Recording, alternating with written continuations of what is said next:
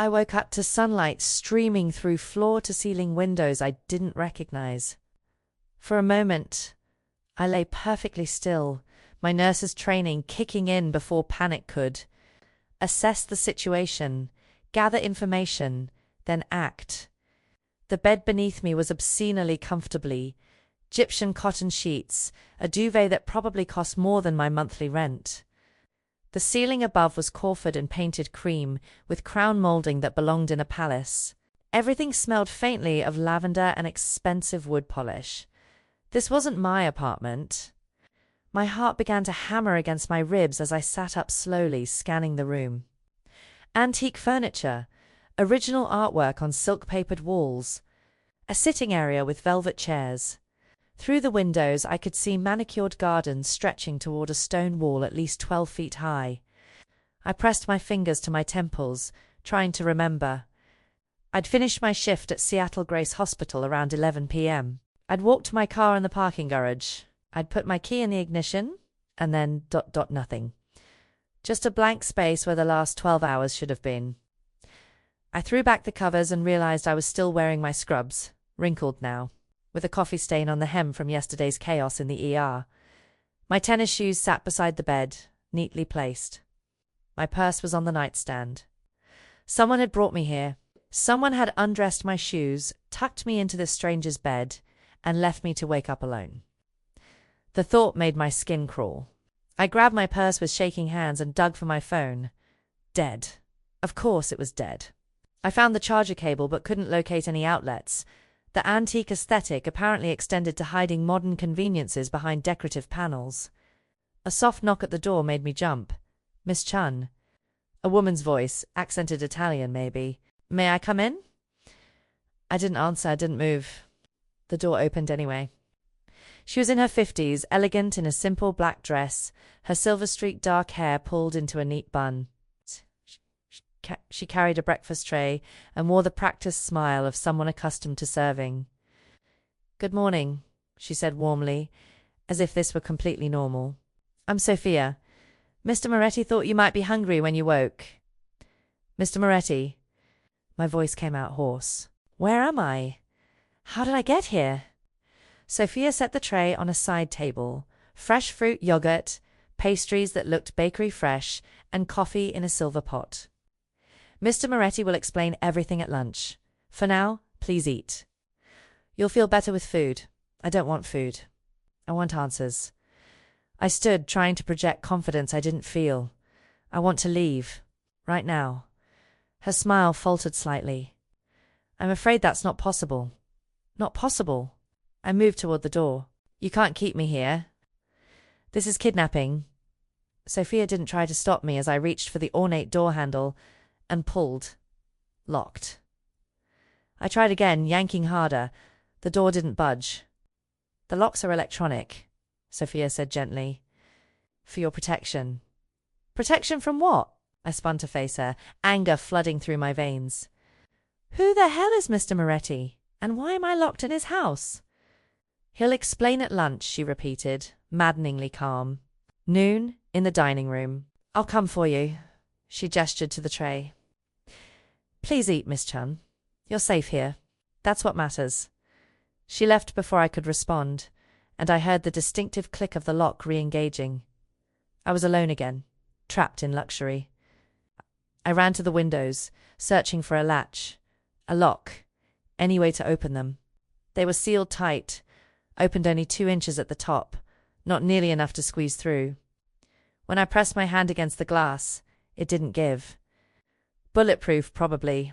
Outside, I could see men in dark suits patrolling the grounds. 3 that I could count, maybe more beyond the gardens. They moved with military precision, and I didn't need to see their jackets open to know they were armed. My breathing came faster now, panic finally breaking through my clinical assessment. I pressed my forehead against the cool glass, forcing myself to think clearly. Then I saw it. In the circular driveway below, partially hidden by a fountain, my car. My beat-up Honda Civic, with the dented bumper and the parking sticker from the hospital, but something was wrong with it. I squinted, trying to make out the details in the morning light. The driver's side door was peppered with holes. Small, round holes that could only be one thing: bullet holes. Someone had shot at my car, and I couldn't remember any of it. Sophia returned at noon exactly, as promised. I'd spent the morning pacing the bedroom like a caged animal, trying doors I knew were locked, testing windows that wouldn't open. I'd eaten nothing from the breakfast tray despite my growling stomach. Accepting food felt like accepting captivity. "Mr. Moretti is waiting," Sophia said, her tone polite but firm. I followed her through corridors that belonged in a museum. Marble floors, Renaissance paintings, sculptures that were probably worth more than I'd earn in a lifetime. My sneakers squeaked against the polished stone, an ugly sound in a beautiful space. The dining room was smaller than I expected, intimate, with a table set for two. Afternoon light filtered through gauzy curtains, softening everything except the man standing by the window. Dante Moretti was younger than I'd imagined, mid-30s maybe. Tall and lean in dark slacks and a white shirt rolled to his elbows, black hair swept back from a face that could have been carved from marble-sharp cheekbones, strong jaw, a mouth set in a line that suggested he didn't smile often. But it was his eyes that stopped me cold. Dark, almost black, and completely unreadable as they catalogued every detail of my appearance. "Miss Chun." His voice was smooth, controlled. "Please sit. I'd rather stand. I'd rather you didn't make this difficult. Not a threat, exactly. Just a statement of preference delivered with absolute certainty." I sat. Sophia materialized with plates, some kind of pasta that smelled incredible despite my determination not to care. Then she disappeared, leaving us alone. "Where am I?" I demanded. "Why did you bring me here?" "You're at my estate, about 40 miles north of Seattle." Dante took his seat across from me, movements unhurried. "And I brought you here for your own protection." "Protection from what?" "That's complicated." "Then uncomplicate it." I crossed my arms. "You kidnapped me. The least you can do is tell me why." Something flickered in those dark eyes. Amusement, maybe. "Kidnapping implies ransom or malicious intent. I have neither. You locked me in a room against my will. That's kidnapping." "It's protection," he corrected. "There's a difference." Rage flared hot in my chest. "You don't get to decide that. You don't get to take me from my life, lock me up, and call it protection. I want my phone. I want to call my roommate, my hospital. I want to leave." Dante reached into his pocket and placed my phone on the table between us. It was charged now, the screen showing 53 missed calls and twice as many texts. "Go ahead," he said calmly. "But check your voicemails first, particularly the one from the unknown number that came in 3 nights ago." My hand trembled as I picked up the phone. I navigated to voicemail, found the unknown caller, and pressed play. The voice was distorted, electronic, but the words were crystal clear. "The nurse who saw too much won't live to see the weekend. We know where you live, Maya-chan. We know you work nights. You should have kept your mouth shut." Ice flooded my veins. The phone nearly slipped from my grip. When did I couldn't finish the sentence? 3 nights ago. Thursday around 2 a.m. Dante's voice remained infuriatingly calm.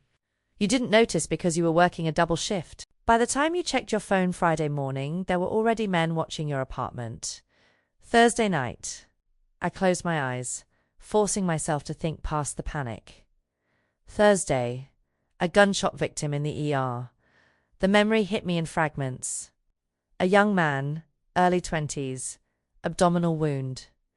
He'd refused to explain how it happened, refused to cooperate with police. But he'd had a visit, older, cold-eyed, wearing an expensive suit that didn't match the patient's torn jeans and blood-stained shirt. I'd overheard them talking while I changed 4 bags.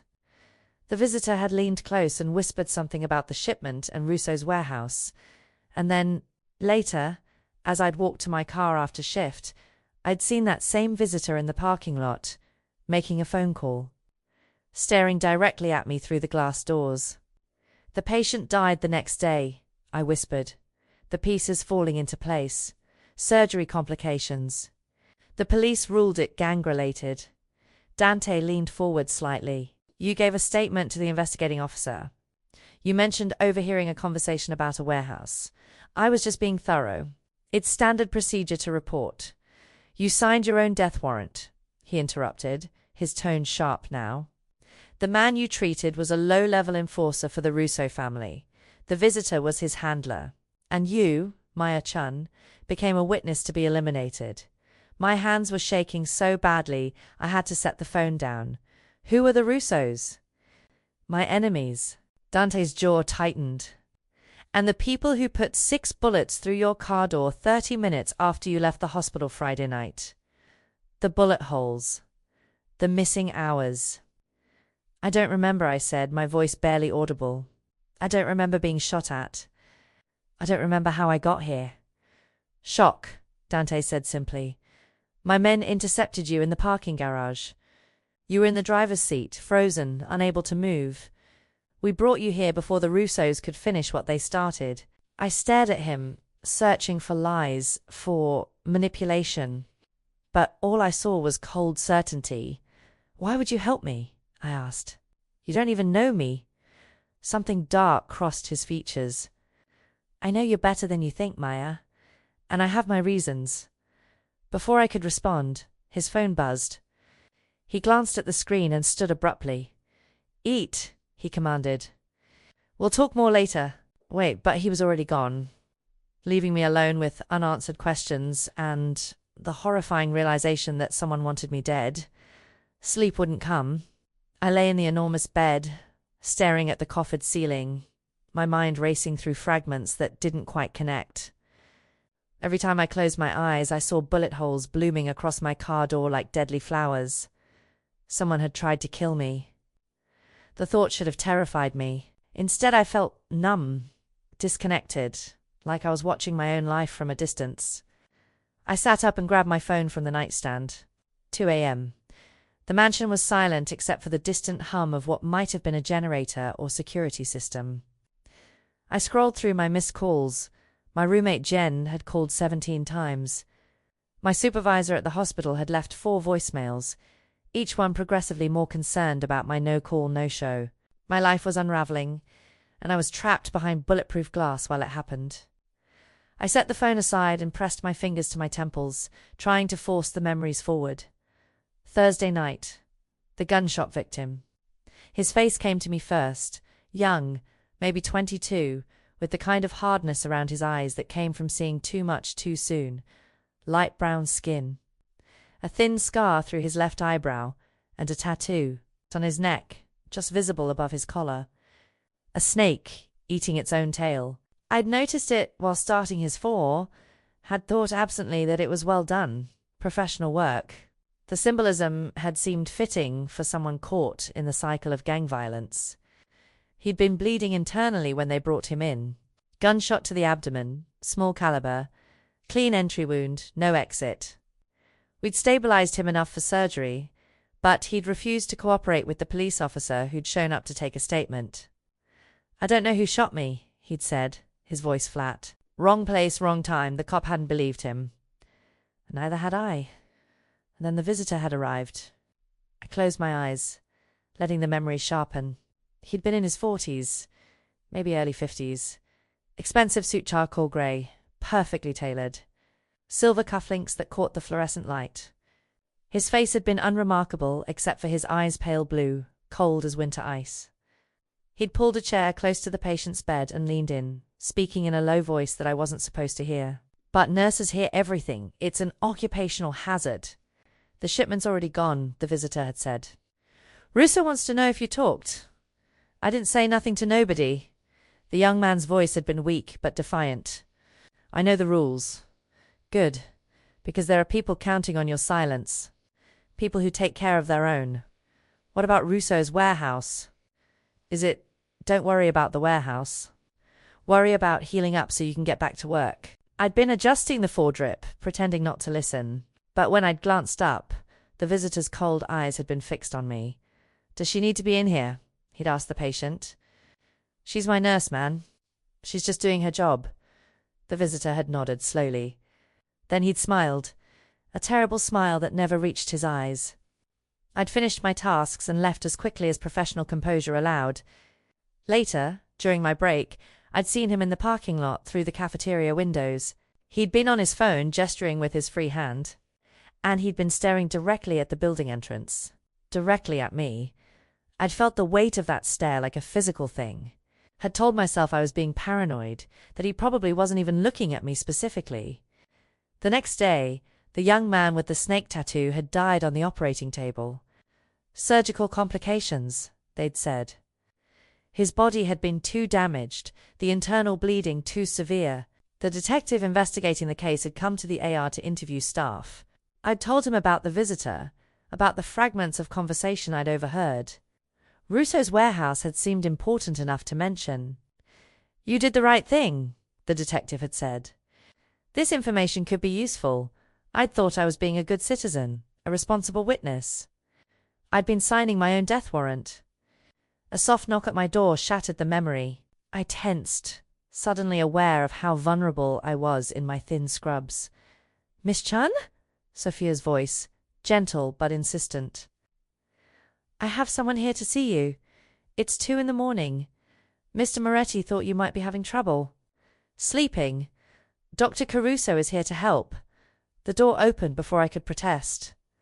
Sophia entered with an older man carrying a medical bag, silver-haired, kind eyes behind wire-rimmed glasses.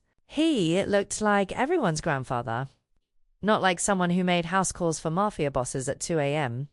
"Miss Chun, I'm Dr. Caruso." His accent was thick, unmistakably Italian. "Sophia tells me you've experienced significant trauma. I'd like to examine you, make sure you're physically well." "I'm fine," I said automatically. "You're in shock," he corrected gently. "It's perfectly normal. But I'd like to give you something to help you rest. Your body needs sleep to process what's happened." He was already preparing a syringe, drawing clear liquid from a small vial. "What is that?" My nurse's instinct kicked in, suspicious of any medication I hadn't verified myself. "Lorazepam, a mild sedative. It will help you sleep without nightmares." I wanted to refuse, but exhaustion was dragging at my bones, and the thought of lying awake all night reliving those memories made me want to weep. "Just sleep," Dr. Caruso promised. "Nothing more." I held out my arm. The injection was quick, professional. Within seconds I felt the edges of my panic softening, the world becoming fuzzy and distant. Sophia guided me back to the bed, her hands surprisingly gentle as she arranged the pillows. As my eyes grew heavy, I saw him. Dante stood in the doorway, half-shadowed, his expression unreadable. But there was something in his dark eyes that looked almost like regret. "I'm sorry," he said quietly. "But you'll understand soon." The words followed me down into dreamless black. I woke to silence. Not the comfortable quiet of a sleeping house, but an absence of sound that immediately set my nerves on edge. No footsteps in the hallway, no distant voices. Even the security presence I'd sensed constantly since arriving felt ... diminished. The sedative had left me groggy, my mouth dry as cotton. Sunlight streamed through the windows late morning, maybe 10 or 11. I'd slept for hours, dreamless and heavy. I stood slowly testing my balance. My head felt stuffed with wool, but I was functional. That was enough. At the door, I pressed my ear against the wood and listened. Nothing. I tried the handle, expecting resistance. It turned, unlocked. My heart began to hammer against my ribs. This had to be a test, a trap. Dante didn't seem like the kind of man who left doors unlocked by accident, but maybe he'd had no choice. I eased the door open an inch, then 2. The hallway stretched empty in both directions. The mansion felt hollow, like most of its occupants had simply vanished. I crept into the corridor, my sneakers silent against the marble floor. Voices drifted from somewhere below. "Oh, Foyers," I thought, and maybe one other. I moved toward the sound, using skills I'd learned during night shifts when you didn't want to wake sleeping patients. "Had to handle the situation at the docks personally," Sophia was saying, her voice tight with worry. He took Marcus and everyone except the perimeter team. How long? A male voice. One of the guards, maybe. He didn't say. But if the Russos are making a move, it could be hours. The Russos, the people who wanted me dead. And Dante was gone. Most of his security with him. This was my chance. Maybe my only chance. I backed away from the voices and took the servants' staircase I'd noticed yesterday. Danero utilitarian, designed to let staff move invisibly through the house. It deposited me in a back hallway near what looked like a mudroom. My hands were shaking as I tried the exterior door. Locked, but old-fashioned. A simple deadbolt, not the electronic systems on the bedroom doors. I remembered my brother teaching me to pick locks when I was 12. You never know when you'll lock yourself out, he'd said, showing me how to use a bobby pin and a paperclip. I hadn't thought about Ethan in months. The memory made my throat tight. I found bobby pins in my hair. I'd fallen asleep with them still in. The paperclip came from a bulletin board near the door.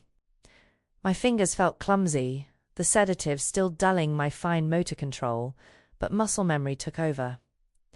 The lock clicked open. I was through the door and across the lawn before I could second-guess myself. The garage sat separate from the main house, a converted carriage house that probably held a fortune in luxury vehicles. The side door was unlocked. Inside, I found my bullet-riddled Honda, plus an Aston Martin, a Mercedes SUV, and sitting in the corner like a forgotten relic an older Toyota sedan. The keys were in the ignition. Too convenient, definitely a trap. But I was committed now. The engine turned over with a rough cough.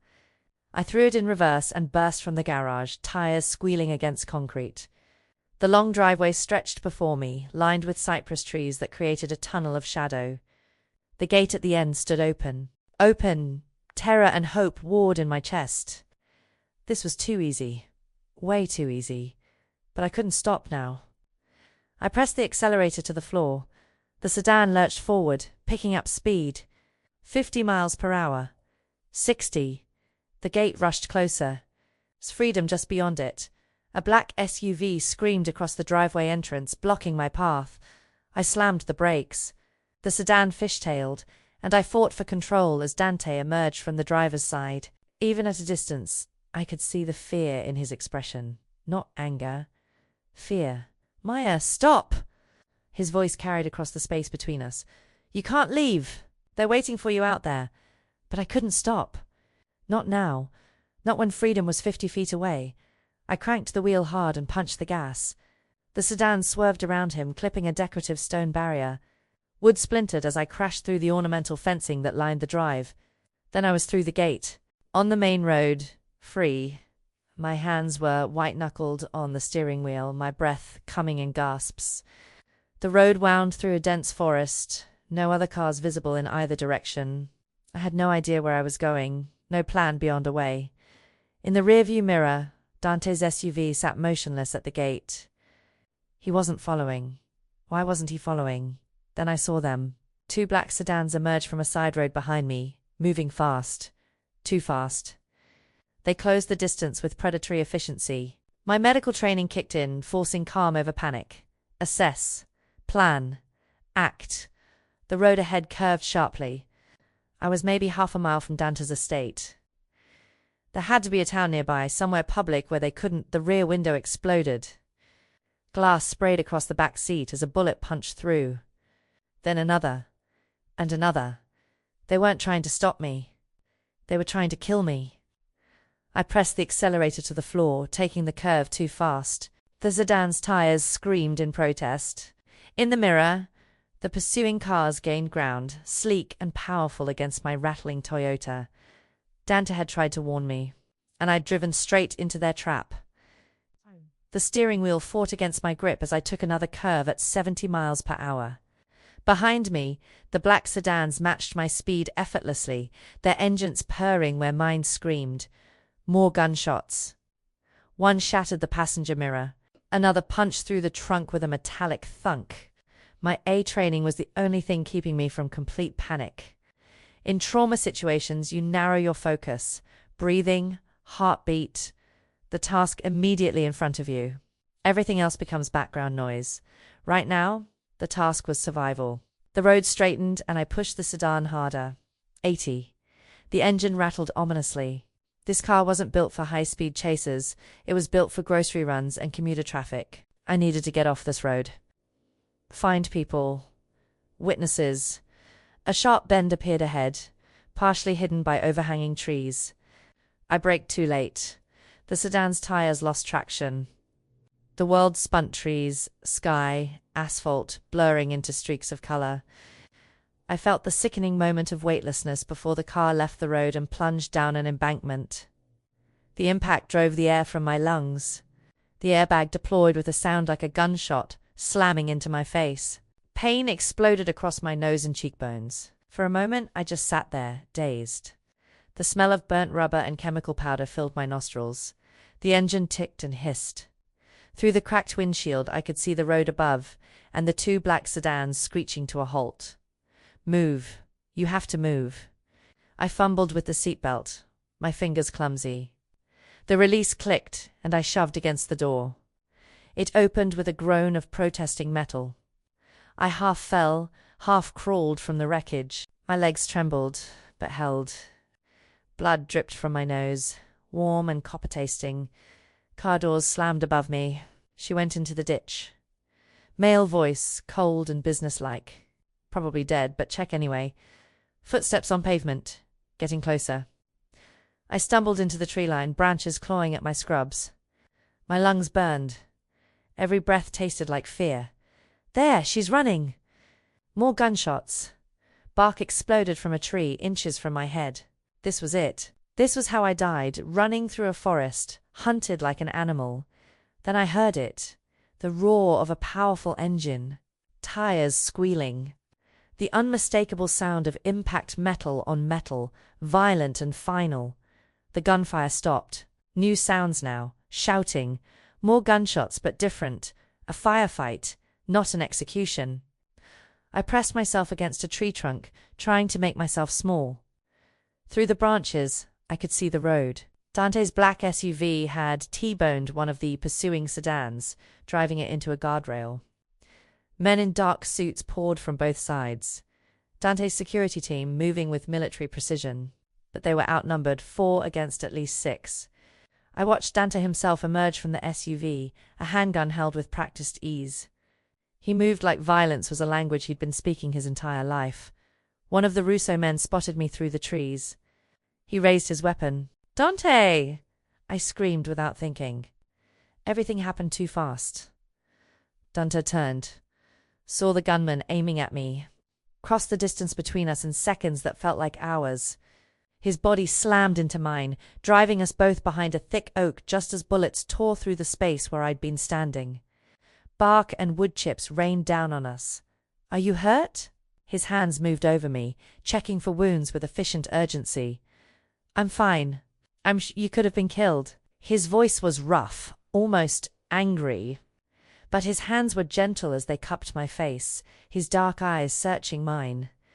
"Do you understand? They would have killed you." The firefight continued around us, but in that moment, with his body shielding mine and his eyes burning with an intensity I couldn't name, everything else fell away. "Why?" I whispered. "Why do they want me dead so badly? I'm nobody. Just a witness to a conversation." Dante's jaw tightened. "You're not nobody, Maya. And this isn't about a conversation. Then what is it about?" A bullet struck the tree above us. Dante returned fire without looking, his aim deadly accurate. One of the Russo men went down. "Your brother," Dante said, his voice low and urgent. "Ethan Chun, 3 years ago. Do you remember?" The name hit me like a physical blow. "My brother died in a car accident. Your brother was murdered." Dante's eyes held mine, making sure I heard every word. "The Russos killed him because he witnessed one of their operations. They made it look like drunk driving, but it wasn't. It was execution." "No." My voice broke. "No, that's not." The police said. The police said what they were told to say. Another gunshot. Another body falling. Ethan worked as a courier.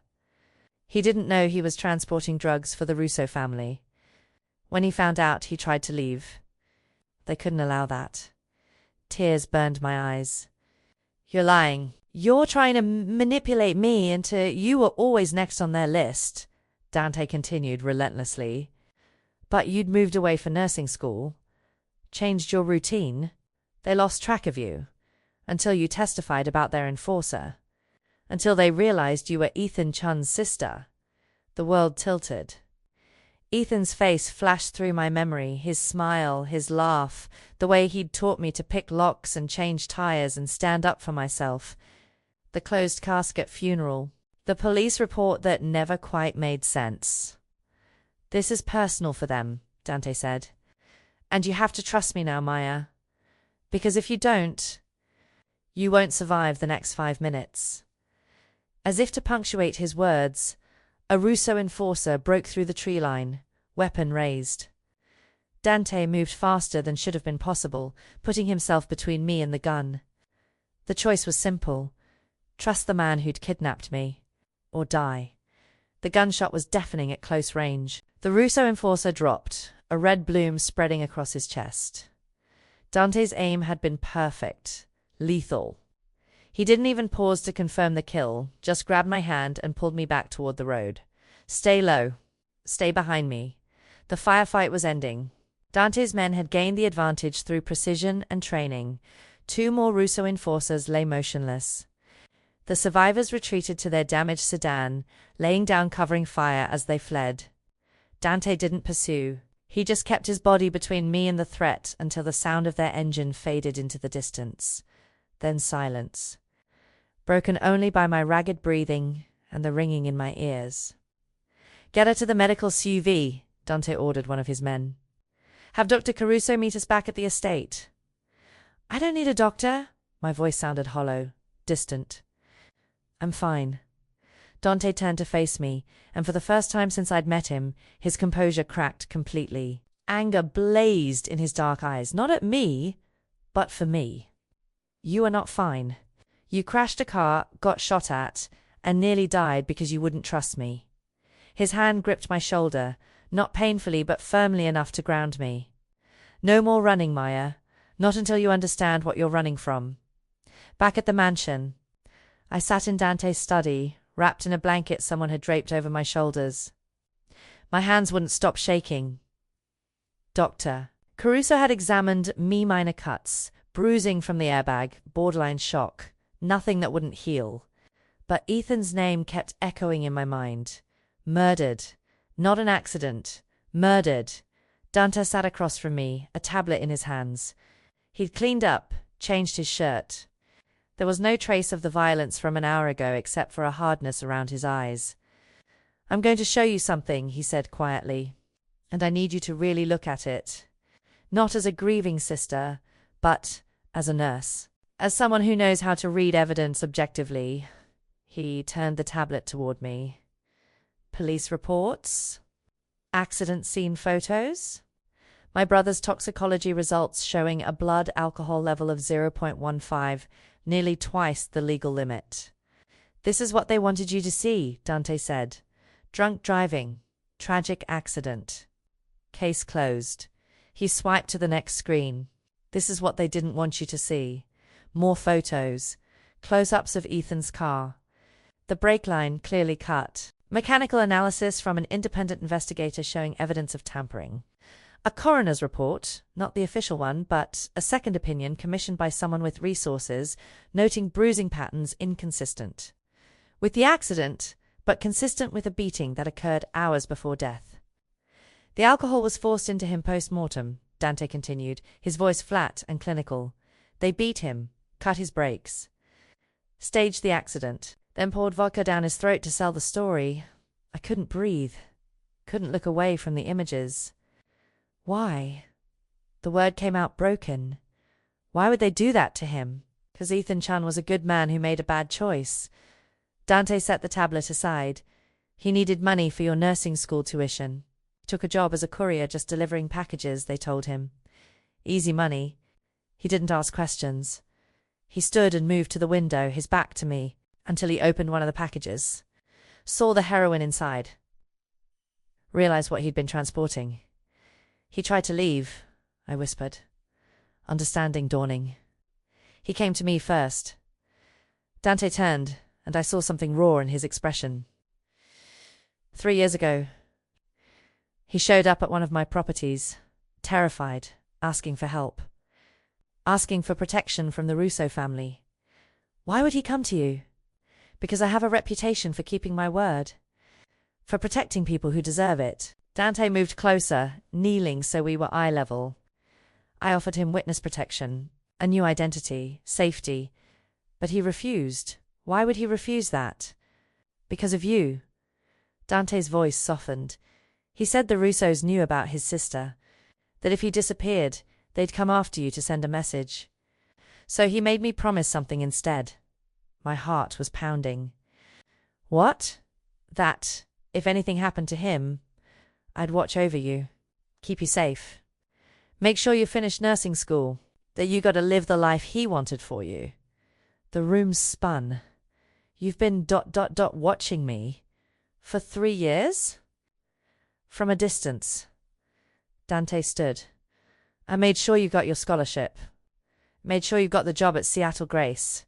Made sure the Russos never connected you to Ethan. His jaw tightened. Until you've testified about their enforcer.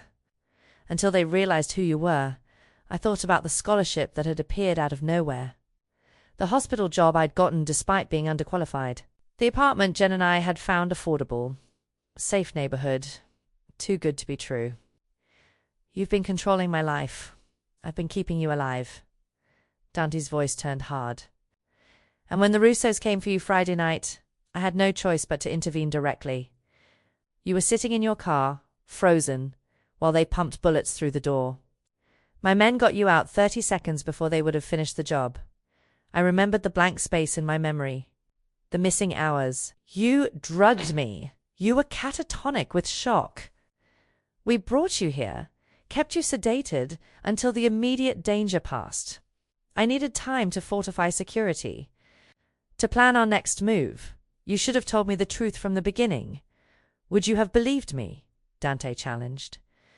Or would you have thought I was manipulating you, using your brother's memory to control you? I didn't have an answer, because he was right. I wouldn't have believed him. Not without seeing the evidence myself. Not without nearly dying first. Your brother saved my nephew's life, Dante said quietly.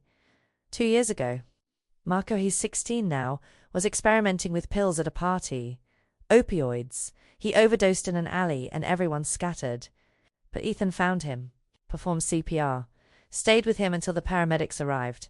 He pulled out his phone and showed me a photo, a younger Ethan with his arm around a teenage boy, both smiling at the camera. Ethan never told me he was a courier, never asked for anything in return. He just saved my sister's son because it was the right thing to do. Dante's voice roughened. I owed him everything. And now I'm keeping my promise to him by keeping you alive. Tears spilled down my cheeks. I couldn't hold them back anymore. This wasn't about power or control. This was about honor, debt, a promise made to a dying man. I'm sorry, I whispered. I'm sorry I didn't believe you. I'm sorry I ran. Dante crossed the room and pulled me to my feet, his arms wrapping around me carefully, like I might break. You're safe now, he murmured against my hair. I promise you're safe. And for the first time since waking in his mansion, I believed him. I spent the next 2 days in a fog of grief and revelation. Dr. Caruso checked on me regularly, his gentle demeanor a sharp contrast to the armed men patrolling outside my windows. Sophia brought meals I barely touched, though she never commented on the full plates she carried away. Dante gave me space. I saw him only at dinner, quiet meals where we sat across from each other, the silence heavy with things neither of us knew how to say. On the 3rd day, I finally left my room without being summoned. The mansion felt different now. The locked doors I'd seen as prison bars were actually barriers keeping danger out. The guards weren't jailers. They were shields between me and the people who'd murdered my brother. I found myself in the library, a 2-story room lined with books that looked actually read, not just decorative. Dante sat in a leather chair near the fireplace, reading glasses perched on his nose, a folder of documents spread across his lap. He looked up when I entered. "You're awake." I couldn't sleep.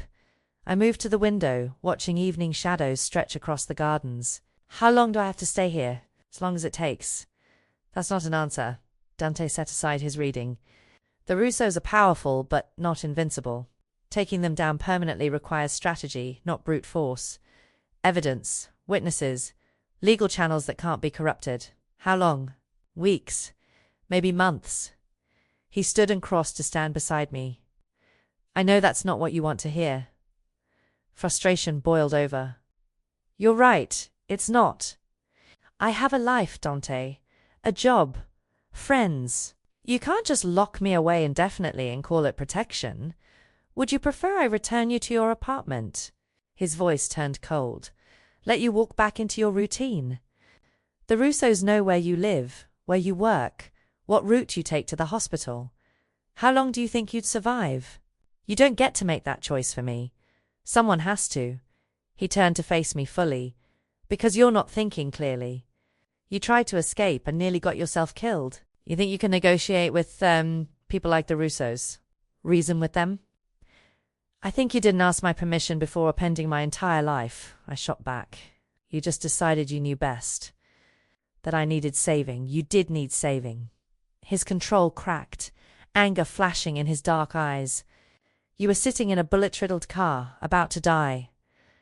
What was I supposed to do, knock on your window and politely ask if you wanted help? You could have explained afterward, before the drugs, before locking me up. Would you have believed me?" Dante demanded. "Or would you have run straight to the police, who can't protect you because half of them are on the Russo payroll?" I opened my mouth to argue, but Sophia's urgent voice cut through the tension. "Mr. Moretti, you need to see this." She stood in the doorway, tablet in hand, her usually composed expression fractured with worry. Dante crossed to her in 3 strides. I followed, close enough to see the screen over his shoulder. A news article, local channel. The headline made my blood run cold. "Nurse missing. Family fears foul play in Mafia kidnapping my photo, the one from my hospital ID stared back at me." Below it, details that should have been private. My full name, my address, my connection to alleged organized crime figure Dante Moretti. How did they... I couldn't finish the sentence. Dante's jaw was carved from stone. Someone leaked it. "The Russos want the media pressure to force my hand. Make it impossible to keep you hidden. The police will come looking for me." "They already are." He handed the tablet back to Sophia. "Which means we have maybe 24 hours before this location is compromised. The Russos know where you are now. So do the authorities. So does everyone with an internet connection." Panic clawed up my throat. "What do we do?" Dante's expression hardened into something dangerous and decisive. "We move. There's a safe house 6 hours north, remote enough that we can secure the perimeter. We leave in an hour. 6 hours through Russo territory," he confirmed. "The main highways are too exposed. We'll have to take back roads, which puts us in their territory for at least half the journey." Sophia touched his arm. "Dante, that's suicide. They'll be watching every route out of the city. They'll expect us to wait. To fortify here and hope the media attention dies down." His eyes met mine. "They won't expect us to run straight into their territory. It's the last thing a rational person would do." "Because it's insane," I whispered. "It's survival." Dante moved toward the door, already issuing orders into his phone. "Sophia, pack essentials for Miss Chan. Marcus, I want 3 vehicles ready, armored, fueled, weapons loaded. Dr. Caruso stays here as a decoy. Everyone else comes with us." The efficiency was terrifying. Within minutes, the mansion transformed into controlled chaos stuff, moving with military precision. Guards checking weapons, vehicles pulling around to the front entrance. I stood frozen in the library, watching my fragile sense of safety crumble again. Dante returned, dressed now in tactical gear that made him look less like a businessman and more like what he truly was, a man raised in violence. "I need you to trust me one more time," he said, his voice softer than before. "Can you do that?" I thought about my brother, about the promise Dante had made him, about the fact that he'd already saved my life twice. "Do I have a choice?" Something like respect flickered in his eyes. "There's always a choice, Maya. You can stay here and take your chances with the police and the media circus. Or you can come with me, and I promise I'll get you somewhere safe." I looked at the news articles still displayed on Sophia's tablet. My face. My life. Exposed for everyone to see. The Russos would come. Not just for revenge now, but because I'd become a liability they couldn't afford to ignore. 6 hours, I said. Through their territory. I have the best security team in the Northwest. We'll make it. And if we don't? Dante's hand found mine, his grip warm and solid. Then we go down fighting. Together. The word together sent an unexpected flutter through my chest. 1 hour, I agreed. As I turned to pack what little I had, I caught Dante's reflection in the window. He was watching me with an expression I couldn't quite read, part determination, part something deeper, something that looked almost like fear. Not of the Russos. Of losing me. The convoy left at midnight, 3 armored SUVs moving through darkness like predators on the hunt. I sat in the back of the middle vehicle with Dante, Sophia having insisted I wear a bulletproof vest that felt heavy and restrictive under my borrowed jacket. Armed men flanked us in the other vehicles, their faces grim with the knowledge of what we were driving into. "The route takes us through the mountains," Dante explained, his voice low in the confined space. "Fewer cameras, less traffic. But also fewer witnesses if things go wrong." "Reassuring," I muttered. He almost smiled. "I promised you honesty." The city lights faded behind us, replaced by dense forest and winding roads that seemed to lead nowhere. Inside the SUV, the only sounds were the engine's hum and the occasional crackle of radio communication between our drivers. "Tell me about your sister," I said after an hour of silence. "The one whose son Ethan saved." Dante's jaw tightened, but he answered, "Isabella, 3 years older than me. She raised me after our mother died when I was 16. Your father was more interested in building his empire than raising his children." The bitterness in his voice was carefully controlled. "Isabella tried to shield me from that world, wanted me to go to college, become something legitimate. But when you're born into this life, you don't get to choose." I studied his profile in the dashboard. Light, strong, carved, holding decades of violence beneath the surface. "Is that why you're trying to change things? Move toward legitimate businesses?" "That's why I promised myself that my nephew wouldn't inherit what I inherited. Violence. Fear. The constant knowledge that any day could be your last." He turned to look at me. "Isabella's husband died 5 years ago. Heart attack, natural causes, believe it or not. She's been raising Marco alone since then. When Ethan saved him, it was the first time in years I'd seen her smile. She must have been terrified when he overdosed." Terrified doesn't begin to cover it. Dante's hand clenched into a fist. "I would have killed the dealer who sold him those pills. Would have burned down every club and party house in the city. But Isabella begged me not to. Said violence wouldn't bring her son back if he'd died. So I honored her wishes. And Ethan? Ethan reminded me that not everyone in this world is corrupt. That some people still do the right thing without expecting payment or protection in return." His voice softened. "Your brother was a good man, Maya. Better than most of us deserve." Tears pricked my eyes. He was. We drove in silence after that, but it felt different, less tense, more companionable. Like maybe we were starting to understand each other. Around 3 a.m. we stopped at a remote gas station, little more than 2 pumps and a convenience store with flickering lights. Dante's men swept the area, checking for threats while the lead vehicle refueled. "Stay in the car," Dante said, opening his door. But I needed air. Needed to move after hours of sitting. I slipped out before he could stop me, the mountain air sharp and cold against my face. The parking lot was empty except for our convoy. Beyond the weak pool of light from the station, darkness pressed in from all sides. Forest, mountains, no civilization for miles. I could run. There was a payphone near the convenience store entrance. Other vehicles would pass eventually. I could flag someone down, call for help, take my chances with the police rather than the Russos. Freedom was 20 feet away, but I thought about Ethan, about the promise Dante had kept for 3 years, about the way he'd thrown himself in front of bullets meant for me. I stayed by the SUV. When Dante returned and saw me still standing there, something shifted in his expression. Surprise. Relief. Something deeper that made my heart skip. "You could have run," he said quietly. "I know. Why didn't you?" I met his dark eyes, searching for the right words. "Because my brother trusted you, and because I think I'm starting to as well." The confession hung between us in the cold mountain air.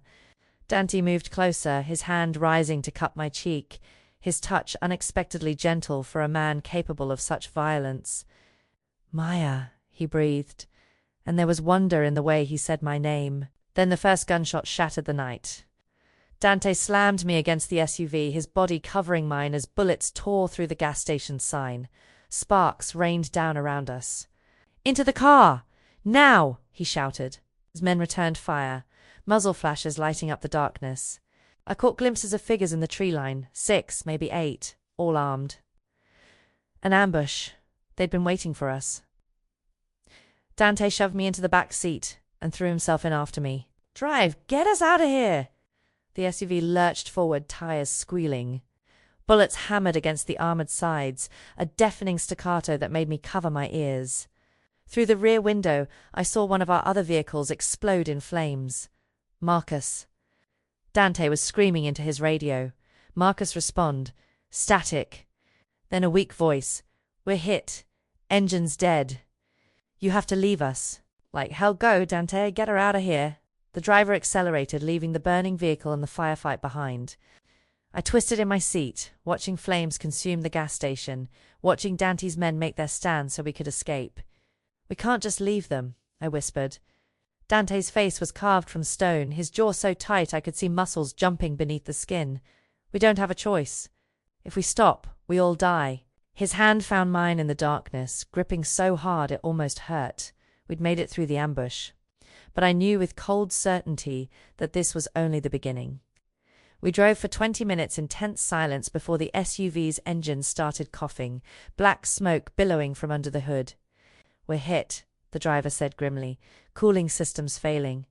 "We won't make it another mile," Dante cursed in Italian. "How far to the safe house?" 40 miles. Maybe more. Through the windshield I could see nothing but dark forest and empty road. No houses. No refuge.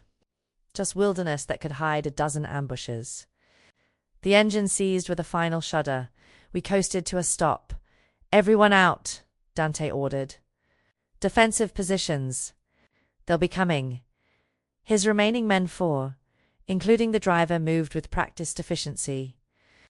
2 took position behind the SUV, weapons trained on the road behind us. The other 2 faced forward, watching for threats from ahead. Dante pulled me behind the vehicle, his body once again positioned between me and danger. "There's a hunting cabin 3 miles northeast," one of his men reported.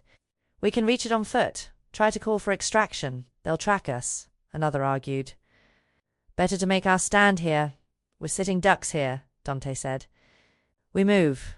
Now." Then I saw it. One of his men, the younger one named Tony, was bleeding through his jacket, a wet patch spreading across his side. My training kicked in before conscious thought. "He's hit. He needs medical attention." "I'm fine," Tony grounded, but his face was pale, his breathing shallow. "You're not fine. That's arterial bleeding." I moved toward him. "Let me look." Dante caught my arm. "Maya, we don't have time. Make time, or he'll bleed out in the next 15 minutes. I met his eyes. "I'm a trauma nurse. This is what I do." For a heartbeat, Dante hesitated. Then he nodded. I knelt beside Tony, my hands already assessing the wound. Bullet had entered just below his ribs. Exit wound in his back. Clean through, which was good, but the bleeding was severe. I need something to pack the wound. Cloth, bandages, anything. Dante stripped off his jacket and shirt, handing me the latter. I tore it into strips with shaking hands, packing the wounds as tightly as I could. Tony hissed in pain but didn't cry out. "You're going to be okay," I told him. My voice steady despite the fear coursing through me. "But you need a hospital soon." Can he walk? Dante asked. Not 3 miles. Not like this. Headlights appeared on the road behind us. Multiple vehicles moving fast. They found us, one of the men said unnecessarily. Dante's face hardened. New plan. We hold them here until reinforcements arrive. I've already signaled our position. How long? I asked. 20 minutes. Maybe 30. An eternity when people were trying to kill you. The Russo vehicles screeched to a halt 50 yards away. Men emerged, too many to count in the darkness. They took positions behind their cars, weapons gleaming in the headlights. Moretti, a voice called out, amplified somehow. Send out the nurse. Do that, and we let you walk away. Like hell, Dante muttered. She's a witness to things that could destroy us, the voice continued. But you? You're just business. We can negotiate with you. Always have. I felt Dante tense beside me. Don't listen to them. I know. But my heart was hammering. They wanted me specifically. Everyone else was just collateral damage in their hunt. Last chance, Moretti. The girl or a war you can't win. Dante's response was to raise his weapon and fire 3 precise shots. One of the Russo men dropped. Then all hell broke loose. Gunfire erupted from both sides. I pressed myself flat against the SUV, my hands over my head. Bullets punched through metal, shattered glass, tore through the night. Beside me, Tony groaned. His makeshift bandages were already soaked through. I need to move him, I shouted over the noise. He can't stay here. Dante was firing methodically, each shot calculated. Where? The ditch. There. I pointed to a shallow depression 10 feet away. Not much cover, but better than nothing. Go. I'll cover you. I didn't think. Just grabbed Tony under his arms and pulled. He was heavy, dead weight, but adrenaline gave me strength I didn't know I had. We made it 3 feet before a Russo enforcer broke through the line, coming around the SUV from the side. He raised his weapon. I saw it happening in slow motion, his finger tightening on the trigger, the barrel aimed at my chest. There was no time for Dante to react, no time to run, so I did the only thing I could. I lunged for the tire iron lying near the SUV's shattered window and swung with everything I had. The metal connected with the side of his head with a sickening crack. He went down hard, his gun clattering across the pavement. I stood there, shaking, the tire iron still raised, staring at what I'd done. Maya, Dante's voice, urgent. Maya, move! I snapped back to reality and finished dragging Tony to the ditch. Dante followed, laying down, covering fire. In the brief lull, he grabbed my face between his hands. Are you hurt? No. I'm okay. But I was trembling violently. You saved my life. Something raw flickered in his eyes. Again, more headlights appeared, but these came from the opposite direction. Dante's reinforcements, arriving like the cavalry in an old western. The Russo men, suddenly outnumbered, began retreating. A tactical withdrawal, not a rout. They'd be back. But we'd survived. As Dante's men secured the area and called for a medical evacuation for Tony, Dante pulled me aside. His SUV was bullet-riddled but still had power. He opened the glove compartment and extracted a laptop. There's something you need to see, he said, his voice heavy. Something I should have told you from the beginning. He opened a folder of files marked with FBI seals. The Russos aren't just drug dealers, Maya. They're trafficking weapons to terrorist organizations. The FBI has been building a case for 3 years, but they can't make arrests without a witness. My blood ran cold. The conversation I overheard. The warehouse was one of their weapons storage facilities. The enforcer you treated was moving illegal firearms across state lines. Dante's eyes held mine. You're not just a witness to a gang shooting. You're the key to taking down their entire operation. To stopping weapons from reaching people who will use them to kill hundreds. Why didn't you tell me? Because Ethan made me promise to keep you out of it. To keep you safe and innocent and far away from this world. His voice broke slightly, but they dragged you into it anyway. And now the only way to protect you permanently is to help the FBI destroy them completely. The weight of it crashed over me. This wasn't just about revenge for my brother anymore. This was about stopping something bigger, something that could save lives. What do I have to do? I asked. Dante's expression softened with something like pride. Testify, when the time comes. Help them build their case. And until then? Until then, I keep you alive. He pulled me close and I let myself lean into his strength, no matter what it costs. The safe house was exactly what Dante had promised. A lakeside cabin surrounded by forest, isolated enough that we'd see any threat coming from miles away. His security team established a perimeter while Dr. Caruso arrived by helicopter to treat Tony and check me over. Bruising, minor shock, but nothing serious, he declared. You're remarkably resilient, Miss Chan. I didn't feel resilient. I felt hollowed out, exhausted in ways that had nothing to do with physical injury.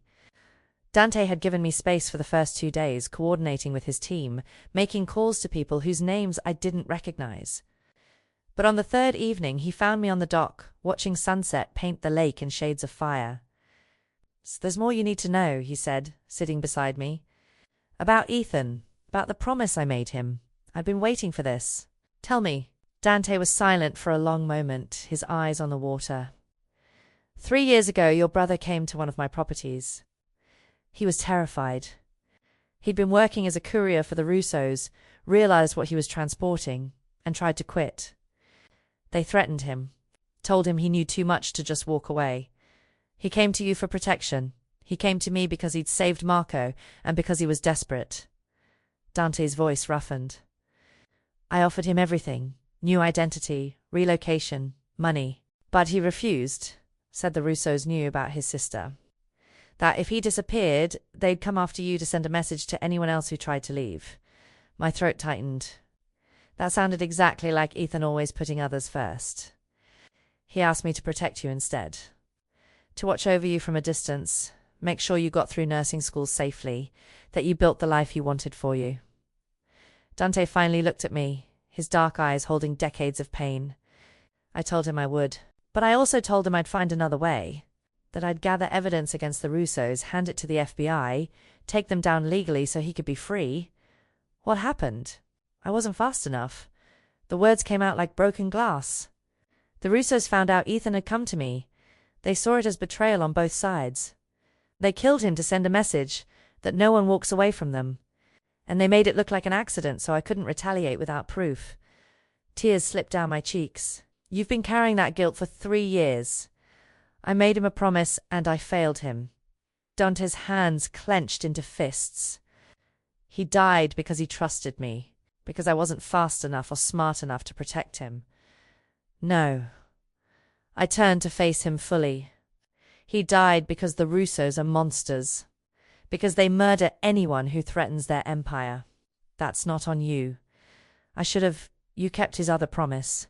I touched his face, making him look at me. You protected me. You've been protecting me for 3 years. You've honored Ethan's memory in every way that matters. Something cracked in Dante's carefully controlled expression. He pulled me close, his face buried in my hair, and I felt him tremble. We stayed like that as the sun finished setting, 2 broken people finding strength in each other. The next 2 weeks moved quickly. Dante connected me with FBI agents he trusted, ones he'd vetted personally, ones who weren't on the Russo payroll. I gave my testimony, detailing everything I'd overheard, everything I'd witnessed. Combined with the evidence Dante had been gathering for 3 years, it was enough. The arrests came at dawn on a Tuesday. Federal agents swept through Russo operations across 3 states simultaneously. Marcus Russo himself was taken into custody, along with 17 of his top enforcers. The weapons trafficking ring was dismantled. The drug operation shut down. Years of violence ended in a single coordinated strike. I watched the news coverage from the safe house, Dante's arm around my shoulders. It's over, he said quietly. You're safe now. You can go home. Home. The word felt strange. My apartment with Jen seemed like a lifetime ago, a different Maya in a different world. What if I don't want to go home? I asked. Dante went very still. What are you saying? I turned to face him, my heart hammering but my decision made. I'm saying that home feels like wherever you are, that I want to help you build something better, that I want to be part of this. Maya, you don't have to. I know I don't have to. I'm choosing to. I took his hand, threading our fingers together. My brother trusted you with the most important thing in his life, protecting me. And you've done that. You've kept your promise. But I don't need a protector anymore, Dante. I need a partner. Someone who sees me as an equal. You've always been my equal. His voice was rough with emotion. From the moment you swung that tire iron to save my life. From the moment you chose to trust me when you had every reason not to. Then let me choose this. Choose you. Choose us. Dante kissed me then, gentle and fierce all at once, pouring 3 years of guilt and grief and hope into that single moment of connection. When we finally pulled apart, he rested his forehead against mine. Your brother would have wanted you to be happy, to be free. I am free, I whispered, and I'm choosing to stay. 3 months later, we stood together at Ethan's grave. I'd brought fresh flowers, white roses, his favorite. Dante stood beside me, his hand warm in mine, his presence a solid comfort. I kept my promise, Dante said softly, speaking to the headstone. She's safe. The Russos are gone. She's going to live the life you wanted for her. I knelt and placed the flowers carefully. I miss you every day, I told my brother. But I understand now why you trusted Dante, why you asked him to watch over me. I looked up at the man who'd upended my life to save it. You gave me the greatest gift, someone who keeps his promises. Someone worth trusting. Dante helped me to my feet, and we walked back to the car together, not captor and captive anymore. Not protector and protected. Just two people who'd found each other in the darkness and chosen to build something new from the ashes of tragedy. As we drove away from the cemetery, I thought about everything that had brought us here. The fear, the violence, the desperate fight for survival, and I thought about choice. I'd tried to escape Dante's mansion because I'd felt trapped, powerless, controlled. But I'd learned that real freedom wasn't about running away. It was about choosing where you belonged, who you belonged with, and I'd chosen him. Not because I had to, but because I wanted to. Because sometimes the person who saves your life is also the person who helps you learn how to truly live.